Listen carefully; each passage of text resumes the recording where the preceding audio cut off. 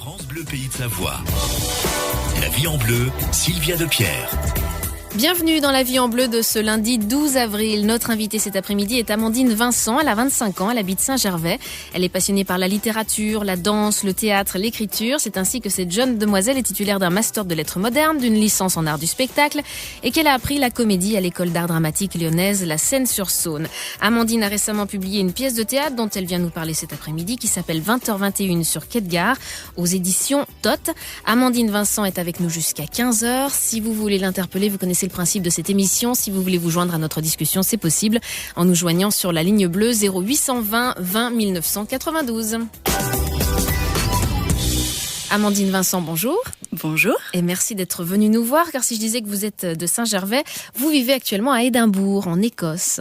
Effectivement. Vous êtes assistante de français dans les lycées, dans les écoles primaires. Donc là, c'est les vacances. C'est pour ça que vous êtes de retour à la maison. Tout à fait. 2 semaines de vacances, j'en ai profité. Et est-ce que ça vous manque un peu, les pays de Savoie, quand même ? Ah, les montagnes, toujours, vous conçoit, je crois que ça manque. Vous aimez bien venir à la maison ? C'est quelque chose d'important pour vous ? C'est quelque chose d'important pour se ressourcer. Bien que l'Écosse vous plaît bien. Tout à fait. J'y ai trouvé quelque chose que, d'ailleurs, je pense, il y a beaucoup de Hauts-Savoyards qui aiment l'Écosse. C'est pas pour rien, à mon avis. C'est qu'il y a des paysages dramatiques, tout comme ici, même si les montagnes sont moins hautes, mais c'est très beau, très très beau. Donc, tombez quand même un peu amoureuse du pays. Un petit peu, oui, un petit peu. Vous envisagez d'y rester ou pas ? Si c'est possible, j'aimerais beaucoup pouvoir y rester parce que je crois que quand on est bien quelque part, c'est bien d'en faire le tour et j'en ai pas encore fini avec Édimbourg ni avec l'Écosse, je crois. Plein de choses à découvrir. On va vous découvrir aussi, Amandine Vincent, puisque c'est votre émission cet après-midi, découvrir aussi cette pièce de théâtre 20h21 sur Quai de Gare dont on va parler, que nous offrirons aussi tout à l'heure à nos auditeurs. On va écouter un peu de musique. Vous aimez la musique ? Ah, beaucoup. Vous écoutez beaucoup, régulièrement ? Oui, c'est important pour l'écriture aussi, la musique. Ça vous inspire ? Ça me nourrit énormément, oui. Je vous propose Francis Cabrel, un grand classique, Je l'aime à mourir. Allez. Les plus belles chansons françaises sont sur France Bleu Pays de Savoie. France Bleu Pays de Savoie, Sylvia Depierre. Une toute jeune écrivain est avec nous cet après-midi dans La vie en bleu. C'est Amandine Vincent qui démarre avec cette première pièce de théâtre qui est éditée. Je dis qui démarre, mais qui écrit depuis très longtemps, même si c'est le premier livre édité. Vous êtes passionnée par les livres depuis toute petite, Amandine ? Oui, depuis toute petite. Et vous avez écrit très naturellement aussi depuis toute petite, avant même de savoir écrire. C'est pas mal, ça. Oui, je gribouillais sur les livres, un langage aujourd'hui incompréhensible, malheureusement. Mais il devait certainement signifier quelque chose pour moi. À votre avis, cette envie d'écrire, elle vient d'où ? C'était envie de raconter des histoires, Alors, je pense que... Alors, avant de savoir lire, je pense qu'elle vient de sûrement de mes parents, de mon grand-père qui écrivait beaucoup aussi, qui écrivait des poèmes.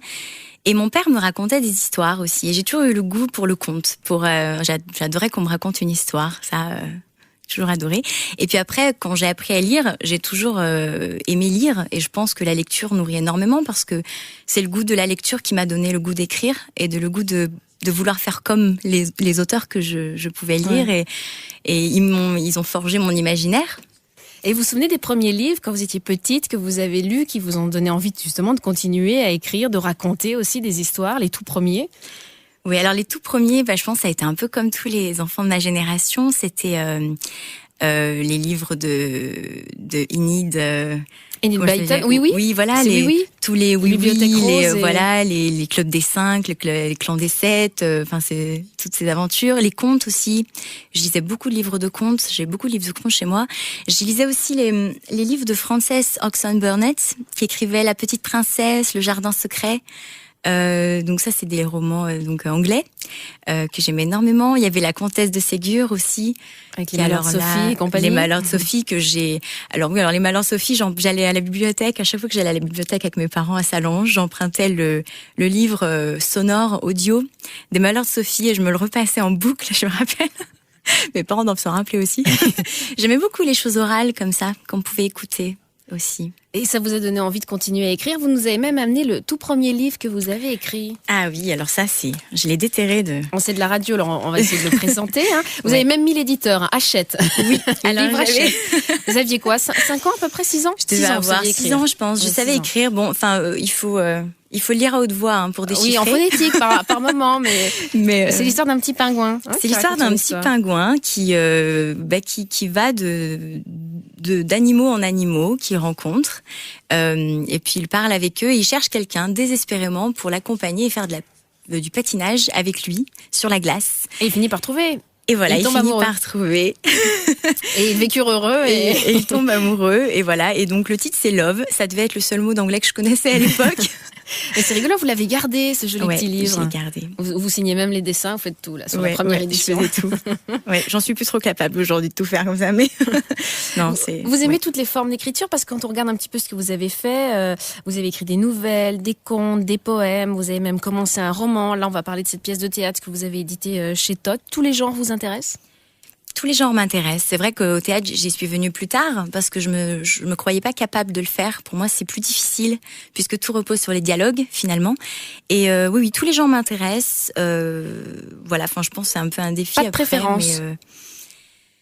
Moi, c'est vrai que j'aime pas mal les formes courtes finalement quand on y pense. Alors, c'est complètement l'opposé du roman, mais on verra.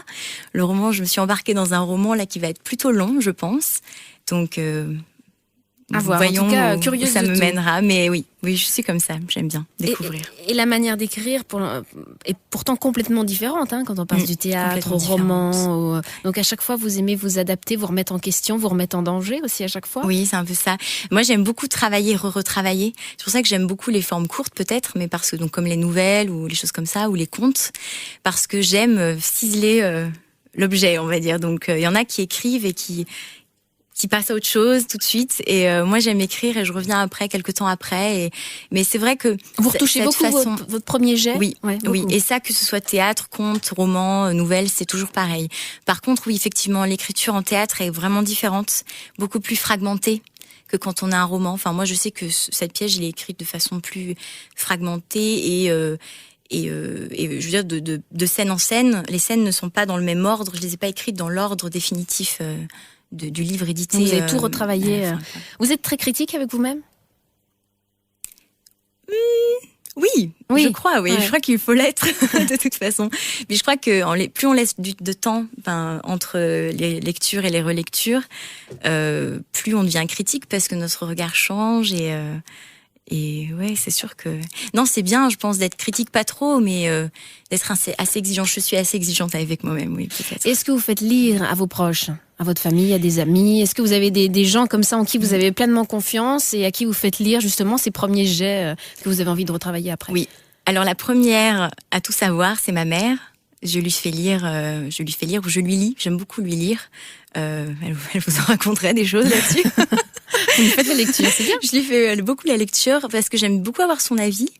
Et puis j'ai aussi un ami très proche qui est actuellement au Pérou, qui aime beaucoup ce que je fais aussi et qui a un avis très constructif. Oui, moins pratique du coup. Bon, je lui envoie par internet, mais ça me fait plaisir. Il y a des proches comme ça dont l'avis compte, m'importe. Oui, et puis aussi le fait de lire aux autres, même oralement, moi, ça me donne un retour de moi-même à moi-même. C'est tout bête, c'est-à-dire que j'entends la phrase, moi, je suis quelqu'un vraiment de l'oralité, c'est-à-dire que même quand j'écris un roman, j'aime le lire. À haute voix. À haute voix, tout à fait. J'aime beaucoup lire à haute voix pour me rendre compte du donné, du rendu, parce que je crois que c'est important, la voix.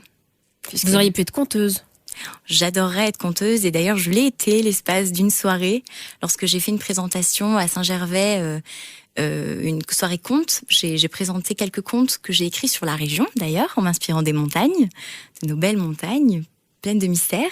Et donc j'avais mis en scène et interprété mes propres contes et ça a beaucoup plu et j'ai vraiment adoré être conteuse pour ce soir-là. Vous y reviendrez sans doute au conte alors. Sans doute, pourquoi pas. Amandine Vincent, on va écouter un peu de musique, on va écouter Amel Bent, c'est son nouveau titre, ça s'appelle Où je vais et puis juste après nous parlerons de cette pièce de théâtre 20h21 sur Quai de Gare. France Bleu.